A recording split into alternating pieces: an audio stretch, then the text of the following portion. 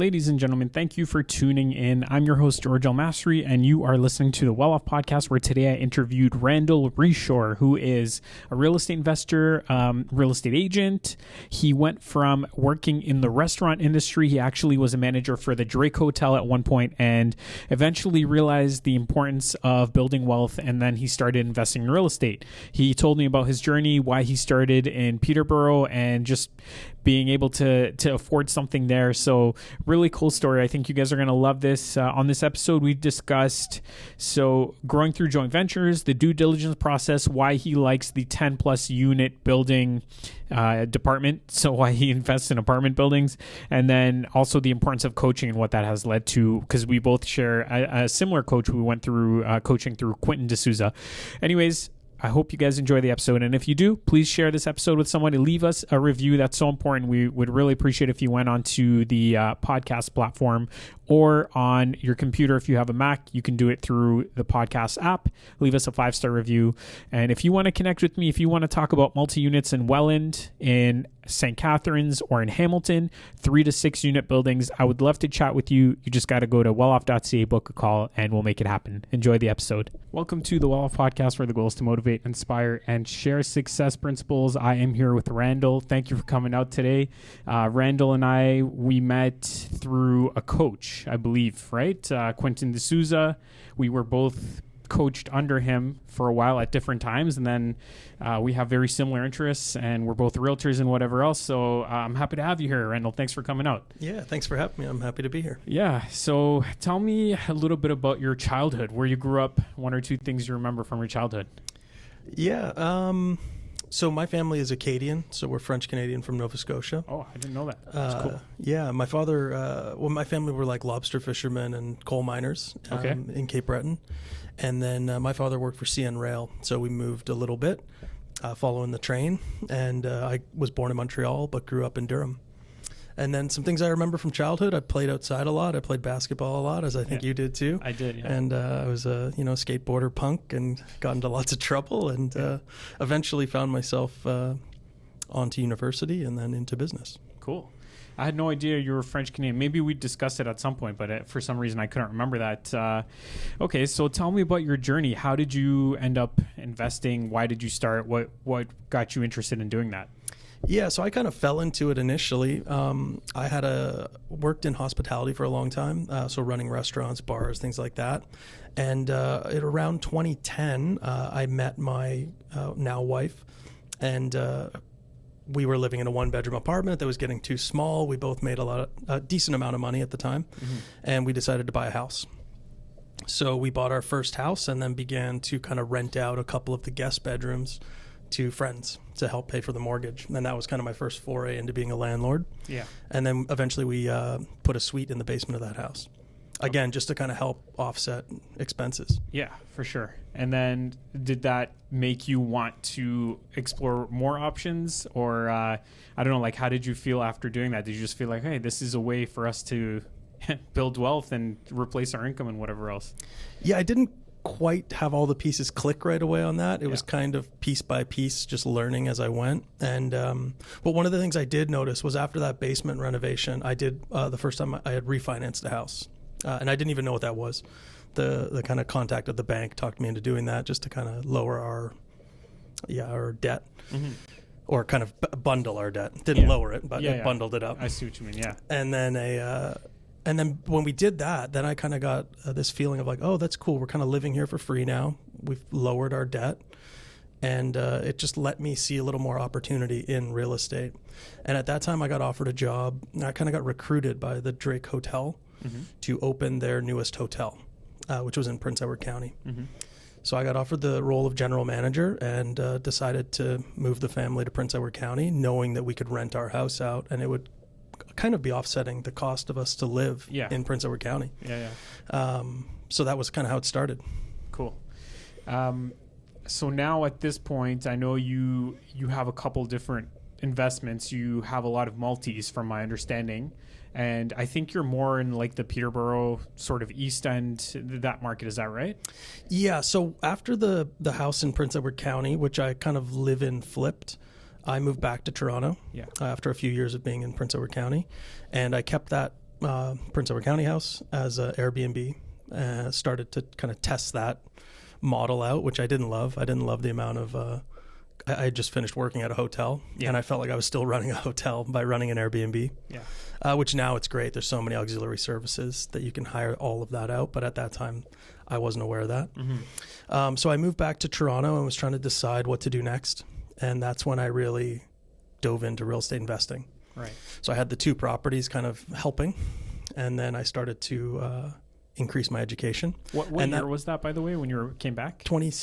I came back in 2018. This process of like rethinking what I was going to do for work started in fall of 2016. Wow. Okay.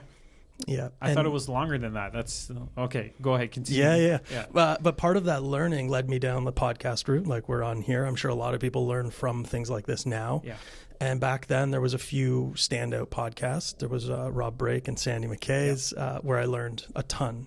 And I really liked that one because they spoke to a lot of people from Durham region. As I said, I grew up in Ajax. So that was an easy fit. And that's how I ended up at Durham REI and then into coaching with Quinton. Right. So because of that, I then focused in that area because I knew it well. Cool. Okay, so you focused on that area. You are in Toronto, so you live in downtown Toronto. You had that property there, and then you started investing a little bit in Durham. From 2018 till today, you've accumulated a lot of real estate. How for most people? Yeah, for most people. How were you able to do that? Yeah, so again, it's been a lot of different strategies to get me to where I am now. To zoom back out, one of the reasons I went into Peterborough specifically was that I got priced out of Durham. Like I was just kind of a little late into the game of getting that real sweet lift that Durham saw the last 4 years. Yeah. So I was looking for a little lower purchase price, and that led me up to Peterborough for lots of reasons. I can get into them if you'd like, but it was more or less because I could afford something there. Yeah. But one of the things I didn't account for when I quit my job was qualifying for mortgages.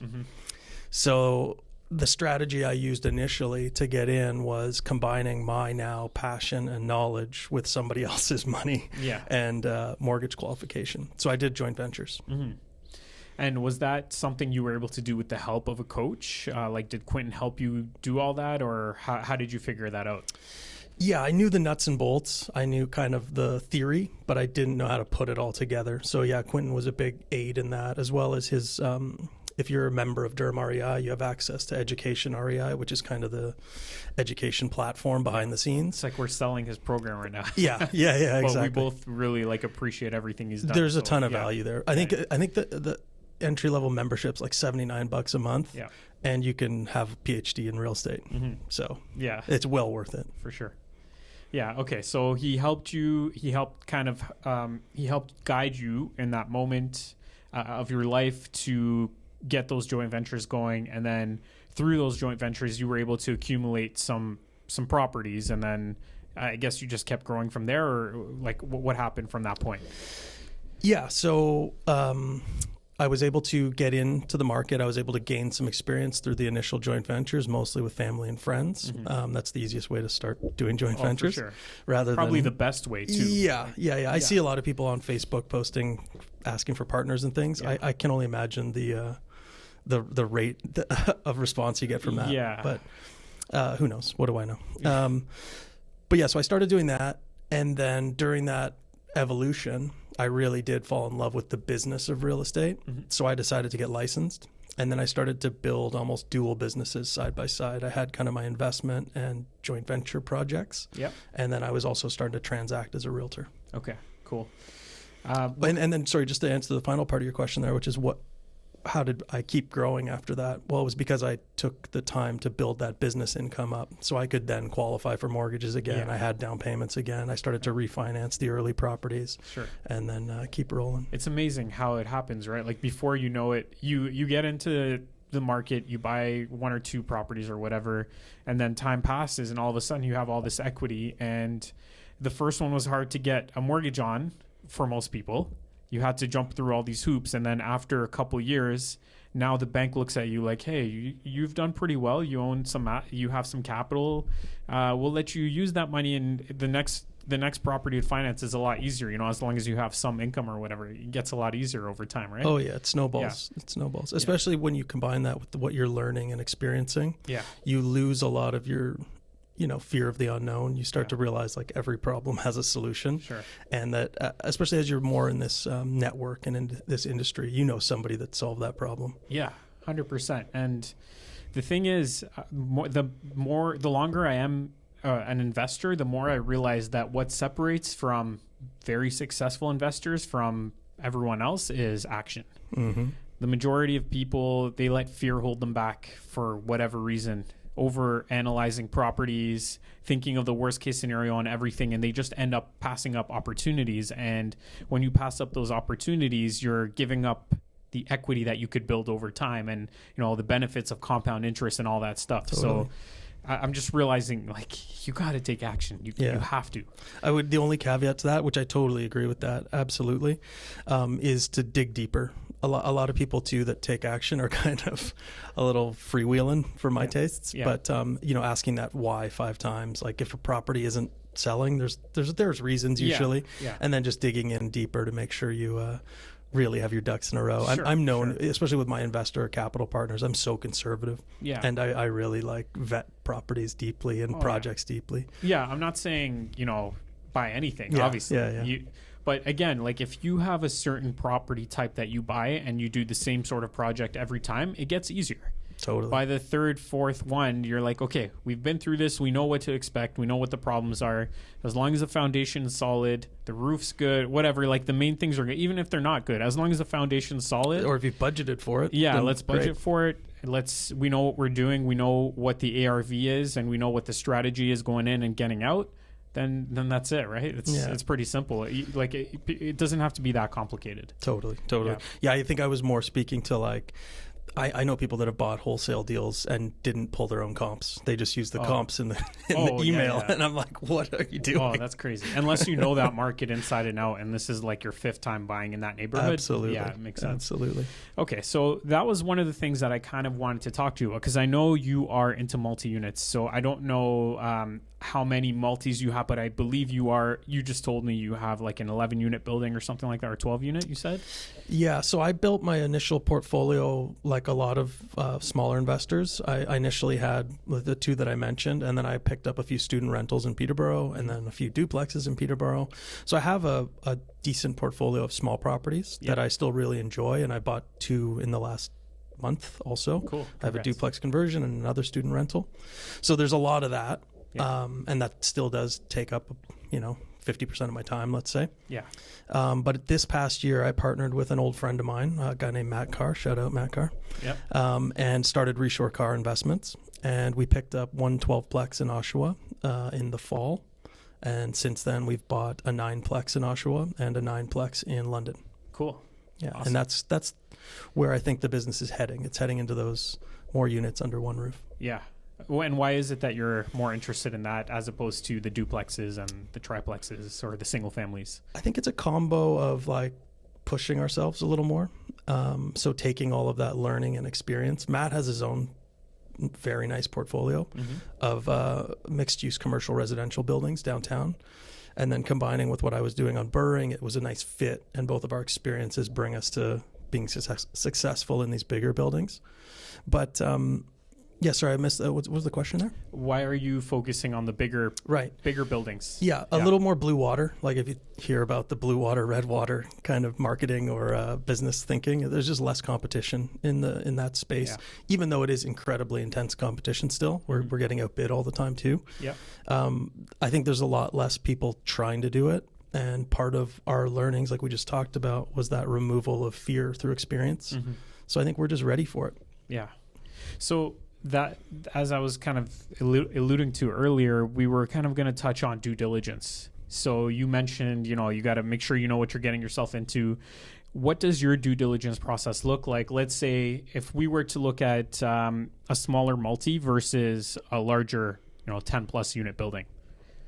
Yeah, so due diligence is due diligence, and each person's going to be different. Like I already mentioned, I'm super conservative. I'd rather spend $2,000 up front on a call it a property condition report or a building condition report, where some people want to carve that $2,000 back and cut the corner. I'd rather know. I'd rather have a impartial third party pull that building apart with an engineer's mind, not a optimistic investor's mind, you know?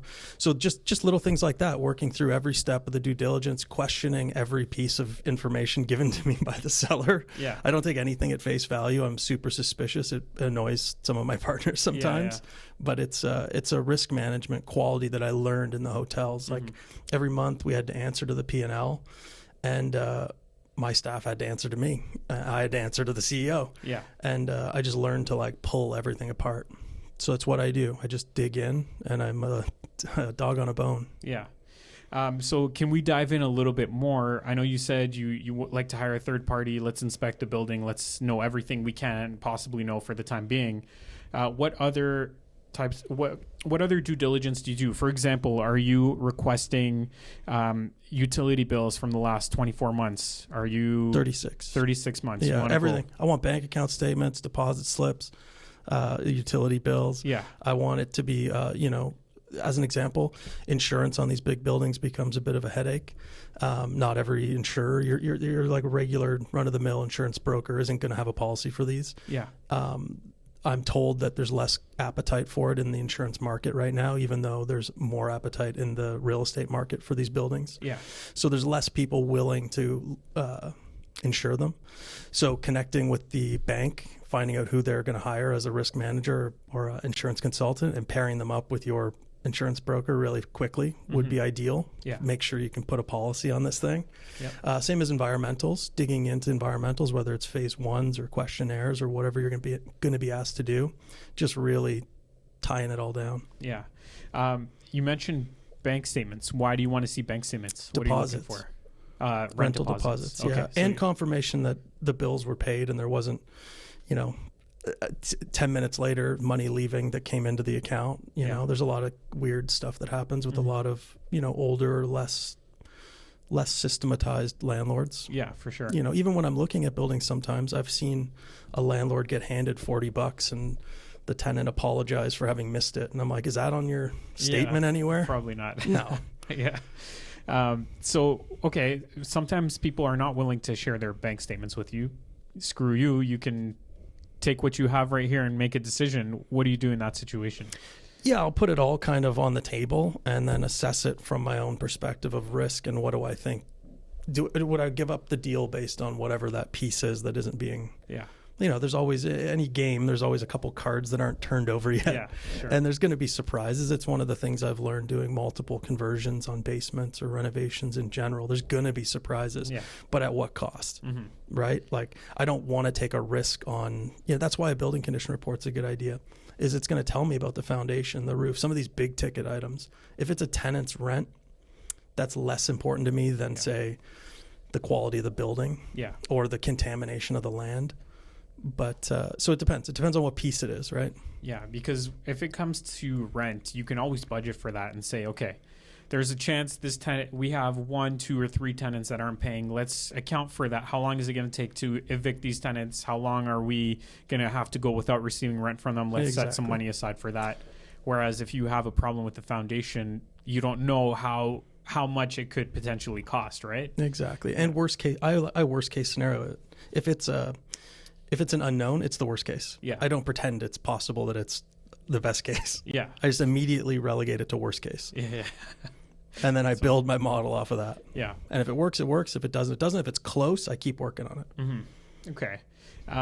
What kind of systems have you put into place now?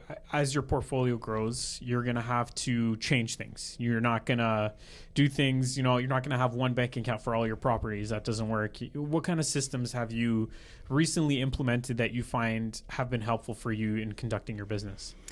I would say mostly it's vetting the allied resources or the dream team, right? Like, and keeping those relationships maintained.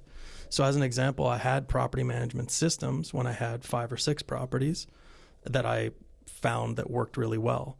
But after I grew beyond that, I had to find a property manager who would implement my property management systems. Yeah. Right. So it was more about finding the key people, the who, not the how, of the systems. But you can't skip the how. Mm-hmm. Yeah, 100%. That's what people forget. I think sometimes they want to outsource everything. They want to clear their plate as quick as possible without having learned their own system. Yeah, for sure. Okay, so that's cool. What do you see moving forward for yourself? Do you think you're gonna continue to go down this path of buying these buildings, or have you set a goal?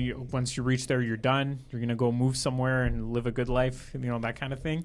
Yeah, it's interesting you bring that up. Like, obviously, we both work at Keller Williams as realtors, but this time of year is when I kind of goal set for the next year. I actually started in October, but it takes me a while to carve it up and think things through on a lot of different levels. But I think for this business, let's talk about the goal is to acquire 7 buildings next year, 7 large buildings. Last year was 3. We're doubling it plus 1, and hoping to have a certain dollar amount in holdings. Yeah. So that's the plan there. So we're actively seeking out buildings. We're looking at buildings. We're writing offers, and we're trying to have strategic partnerships with people that bring other elements to the table. You're a great deal finder. I can put together a good deal if you find me a deal. Yeah. Sure. Just things like that. Yeah. So that's one of the goals for the company there. And then personal stuff, I don't know how big I need this to grow. I think about that a lot. Like, when is enough, But then you look back at the years that we've just had with the incredible inflation and quantitative easing. I harp on it all the time. Anyone that listens to me is sick of hearing me talk about that. Yeah. But it's so true. So I don't know when to stop until the world stops a little bit. Yeah. I want to live comfortably. I want my son to have a leg up when it's his turn, and I don't know when to press pause yet. So at this point, you're saying, I'm just going to grow, see how far I can go. I don't have an end in mind right now. I just want to keep doing this and build the best future for me and my son. With the caveat being of like quality of life, right? Like I think I live a fairly nice life. I work from home a lot of the time, or I work from my truck and I listen to audiobooks and hang out with my family a lot. And I was in Miami for 3 months last year and took the summer off and, camped and cottaged and all that. I'm not going to sacrifice that stuff just to grow a portfolio bigger or to grow my business bigger. I'm not built like that. But I'm not there yet either. I'm not done. Yeah. Do you have a place in mind where you would go and retire and, just enjoy life? Would that be Miami, or would there be some other place potentially?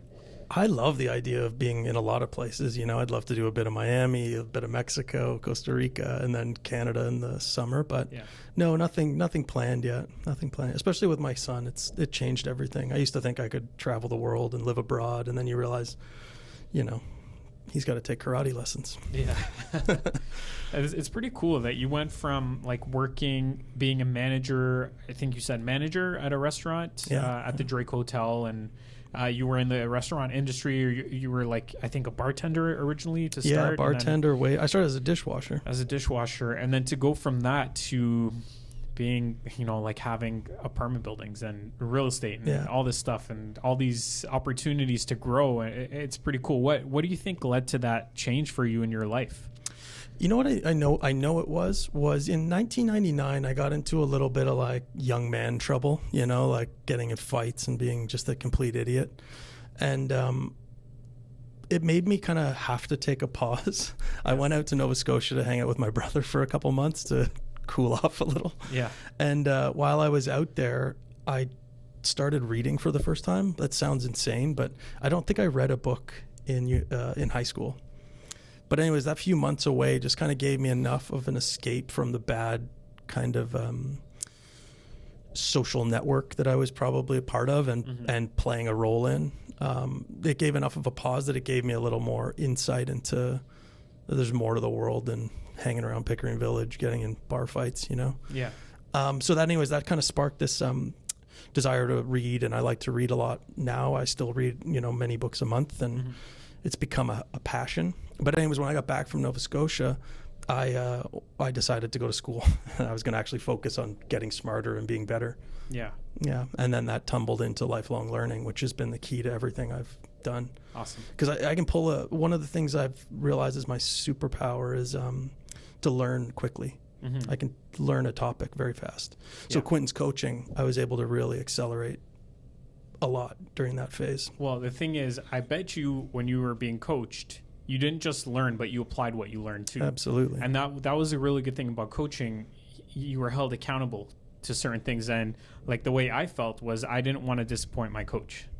I want to make sure I'm doing what he's telling me to do, because like in some ways I want him to kind of be proud of the work that I'm doing, because I know he doesn't have to do this. I know he's not in a position where like he's doing it because he needs to pay the bills. He's doing it because he finds joy in helping others. And that's how I felt, at least having a coach. Yeah, totally. It's one of the things I wanted to ask you. We can cut this or whatever, but are you in coaching now? I'm not in coaching now. I did we actually just signed up for a real estate coach, like for our sales business. Right. We just literally like signed the documents yesterday. Oh, nice. Good for you. Can I ask? Who is it? Yeah, it's Marianne Gillespie, Red Apple Coaching. She's coaches a lot of the top agents that I know. Yeah. I'm looking at her too. I'm trying to figure out what's next coaching-wise for me. Yeah. If it's a specific real estate investment coach, or if it's going to be more of a business coach for all of my multiple prongs, or what. Yeah, that's cool. I've heard good things about her. Yeah. So like personally, I think I might look into getting another coach as well. I'm not trying to knock Marianne. I just feel like having multiple coaches would be good because we can grow multiple businesses. So we have 3 team members and we're all kind of focused on different things. So it'd be great to have an investor coach like Quentin again. He's not doing it anymore, but he was like one of the best. I think he's starting something similar again. I got an email from him yesterday, the day before, that he's doing a elite mastermind with Andrew Brennan. Oh, cool. Yeah, so that'd be awesome. I don't know, look into that if it's still available. Yeah. All right.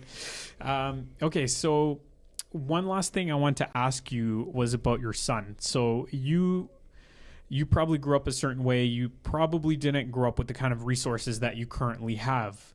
And your son's going to grow up differently from how you did. So what are you interested in, like instilling a certain work ethic in your son, making sure he doesn't have it too easy, or how do you feel that's going to go? Yeah, it's something I think about a lot. One of the interesting things is I think if people came to my home for dinner, you wouldn't know that I own a lot of real estate. Yeah. I still live I live in an apartment in one of my, I live in a unit in one of my places. Okay. You know what I mean? Yeah. Yeah. I don't have a big old house or anything yet, but, so I'm trying to be mindful of all of that. I want to be very intentional about how he's raised. Like I grew up, hustling for money and, scrounging it up, finding golf balls in the creek and selling them, or newspapers, or all the little things that kids do. But, so I have him in like jiu-jitsu, boxing, trying to teach him that grind and that, trying to put him in things that challenge him and are difficult. And we're very conscious of all of that and not kind of giving in too much to every little want and desire that he has, even though we try not to. And, and then we try to be very, targeted. Like I said, we were out of Canada for multiple months last year because we could. Yeah. But we tried to, and we took him out of school to do that. But while we were away, he did workbooks and Kumon math and had little projects he worked on. And we were very conscious of not just slamming him in front of the TV and zoning out and us on our phones. Yeah, for sure. Cool. So I mean, I that's one thing that I think about, because we just had our son a few weeks ago, and thank you. Yeah, I just want to make sure that he understands, like, his parents had to work hard. They had to sacrifice a lot to build wealth, and I don't want it to be easy, because I've seen what wealth can do to certain kids. They end up going down a path where it's either like, it could be drugs, it could be a lot of partying, could be a lot of things where just because they're bored, they have everything handed to them. There's nothing really. I want them to be challenged. But the other side of the story is, like, sometimes you see these athletes like Steph Curry, for example, who his father was in the NBA. He didn't need probably to work as hard as he did, but somehow they instilled this like work ethic, and he's become one of the best players in the NBA. So that's what I'm interested in kind of learning. How do you do that with your kids, right? Yeah, I don't know. If you find out, let me know. But one of the things that I do try to focus on is more on making him a good person and having him understand who I am, rather than, getting him to do specific things. I want him to just learn how to be a good human being. And I think in turn, you then learn work ethic, or chipping in, or pulling your weight, or all the many things that come from, being aware of the world around you and thinking of other people as equal to you. Oh, 100%. Yeah, that's super important. Okay, so we covered a bunch of things. Is there anything else you feel like we should cover before we move on? No, I don't think so specifically, no. Okay. So why don't you share with us how people can reach you and what services you provide? Yeah, sure. So the easiest way to reach me is at Ontario Assets in most social media things that are appropriate for a 40-year-old, and or OntarioAssets.com. I won't give you my cell phone number, but you can contact me through those sites. Yep. Or ReashoreCar.com is the larger property ones. You can find Matt or I on there. Yeah. And then the services I provide, I'm a realtor, so I can help you buy or sell real estate. I primarily work in downtown Toronto, Durham, and Peterborough, but I'm open to discussing other things if they're in my wheelhouse, mostly investments outside of Toronto. And then, I also offer joint ventures for people in those areas that aren't kind of confident or comfortable to do it on their own. Still happy to help people doing that. I make time for that still, even as I grow the portfolio. I try to always have one or two on the go where I consider it giving back, even though I'm getting something from it. I'm helping investors learn the ropes and do what I did, which was learn from an experienced person through a coach, but I do it where they're actually making a ton of money at the same time. Awesome. Cool. Randall, thanks for coming out. I appreciate you doing this and look forward to seeing you again soon. Thanks for listening to this episode of the Well Off Podcast. If you enjoy the show, then I'd really appreciate if you left us a review on iTunes and let us know your thoughts. In order for us to get a larger audience, it's really important to have reviews, so your support is extremely appreciated. And also, don't forget to share the podcast with your friends and family. Until next time, I'm George Masri. Have a great day.